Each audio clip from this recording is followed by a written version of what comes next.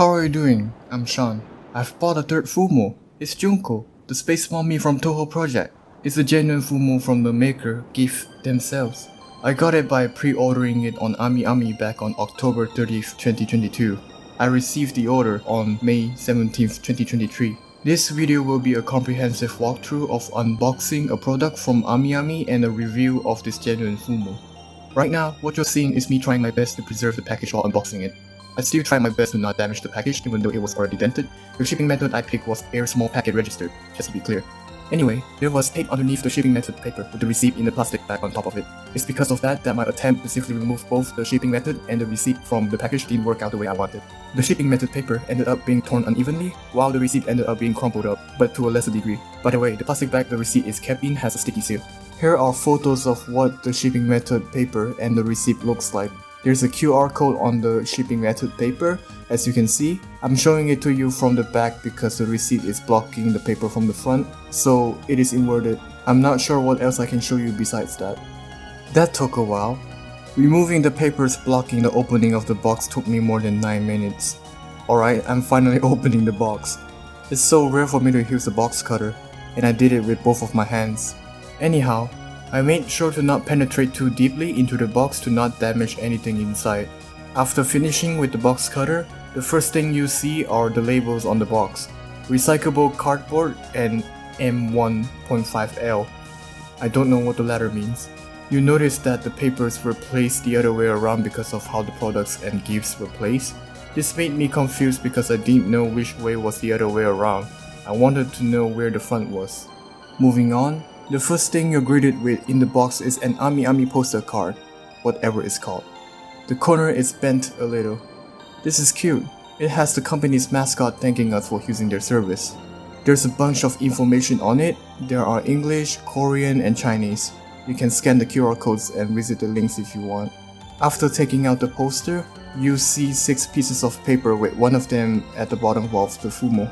They're most likely there to prevent the product from bashing around inside the box. I took the papers out while also trying not to damage them like I previously did with the unboxing. I even placed the paper back in its original order, facing up, after the recording. Anyway, from there on, you finally see the Fumo, facing the other way around. I'm so disoriented. Okay, time for the unwrapping. You can see a piece of paper slightly crumpled inside the plastic bag. I'll read that paper later. There's also a Fumo pin inside it, which I'll show you later. There are actually 2 plastic bags here. I guess it's for extra protection. The first plastic bag also had a sticky seal. Opening it was pretty loud too due to its size and the lack of physical contact with the plastic, which enabled it to vibrate. The second plastic bag also had a really sticky seal.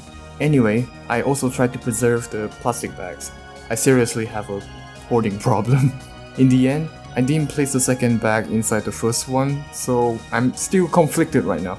Proceeding to the products, here's the pin, FumoFumo Junko, not for sale. Oh, wow. It wasn't damaged by the way. I'm not going to take the pin out, it's going to oxidize. The seal where you open the plastic bag is actually upside down, where the Fumo is sitting. I think this is common for products that are displayed on shelves or shipping aisles in stores. I might be wrong though. This is the product sticker. Touhou Plush Series 61 Junko FumoFumo Junko. Junko was repeated twice, but the first one was in kanji whereas the second one was in hiragana. I can't read Japanese, but I'm going to assume based on the kanji that the warning label says is for 12 years old and above.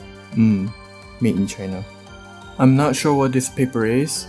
It's traditional Chinese on the left and simplified Chinese on the right. The character 则 is in simplified Chinese. 简品 jianzhen. That dot in the middle is supposed to mean N, I think. This translates to inspection and I don't know what the latter means. I asked my mom, I asked my friend. If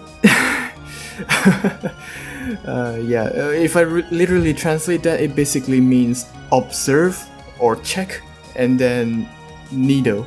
I'm assuming it could mean confirmation. I'm going off script by the way. 责任者 Wang Xia. This literally translates to responsibility person, but I'm going to assume it means handler. The red stamp is a name. This is actually called a red chop instead when we refer specifically to stamps with Chinese characters. Well, it's time to review the Fumo. She sits leaning forward a bit due to her tails behind her. There's a small issue with her legs. At first, I thought it was the body that was not aligned properly, but it turns out that it's her right leg that's a bit off. You notice that there might be too much cotton inside her right leg. That's why the seam here looks like it's going to tear. Her left leg is normal. Here's her tag on the back. It's hard to see, so let me light it up. I use my nose to tap on my smartphone to make it focus. Anyway, this tag proves that this is a genuine Fumo.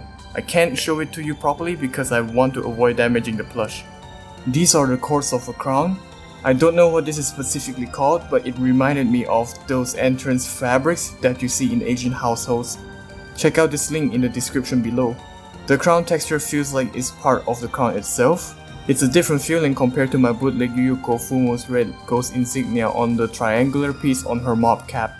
That insignia feels like a separate part of the triangular piece. Oh, behind here is her yellow tabard with a red sash. It's bent behind the Fumo, along with the hair. The bend isn't deep enough to cause creases. One thing I forgot to mention is that the hat is not detachable. Her hat, you can see the white lines above. This string that's sticking out is just part of a crown. You can see the string is tied into a knot, I think. It's stuck onto the back of a crown.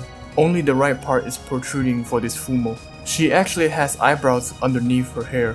However, most of her hair is glued onto her forehead, so I can't apply too much force to show you her eyebrows. These are the textures on her sleeves. This is the string accessory. I don't recommend pulling the strings on the collar. I feel like it's been glued by the doll maker. Just make sure not to mess with it. These are her tails. She has 7 tails, 3 on the top and 4 on the bottom. You can turn or rotate the tails quite a bit, but then again, I still recommend that you not do this to avoid damaging the Fumo. Her tails are probably glued to her dress. Rotating the tails will affect the way she sits. For me, turning it to the right makes her more imbalanced than the left. I think her tails were originally turned to the left. I almost forgot to mention that I don't have a tag attached to this Fumo. I think the doll makers decided not to do this because it would ruin the Fumo's hair if they made a hole in the fabric. I also don't mind that her right leg is a bit off. I bought this Fumo and I will take care of it. I almost missed this. Her ears are hollow inside. There's no cotton in there, it seems. It caught my attention when I noticed that it curved in a bit. It was concave. This is the final part. This will be a closer inspection, so you can skip ahead to the next chapter if you're watching this video on YouTube. Hello Rainbow. You can barely see a yellow spot on her bottom right hair. It's a leftover or extra piece of cotton that's made for either her hair or her tabard. I couldn't get it out.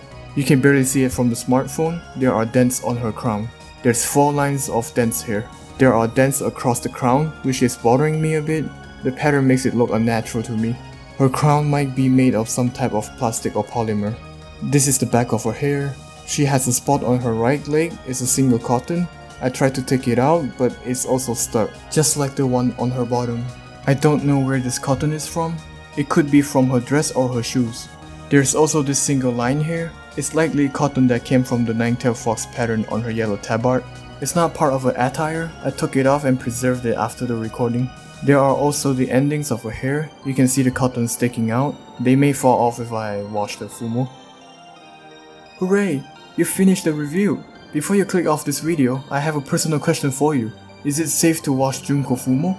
Like I mentioned before, the crown texture feels like it's part of the crown itself. It's different from my bootleg Junko Fumo, in which her red ghost insignia feels like a separate part of the triangular piece on her mop cap. There's also her tabard, which feels like it could lose its color after washing it. I want to wash my Junko Fumo, but I'm worried that I may accidentally discolor it. I would really appreciate it if I could get any advice, especially from Junko Fumo owners. This concludes the review of the Touhou Plush Junko FumoFumo review. Thanks for watching. Subscribe if you're interested to stay tuned for more of my videos, and I'll see you next time. Take care.